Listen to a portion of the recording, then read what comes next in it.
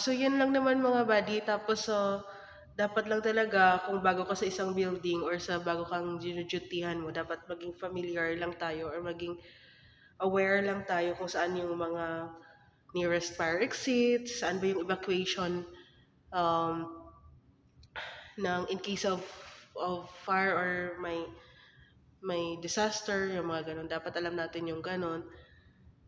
Tapos, awareness sa surroundings.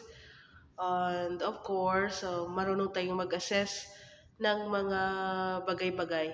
Alin na ba yung pwedeng mag-evacuate, ano ba yung mga, alam niyo yun, yung mga ganon.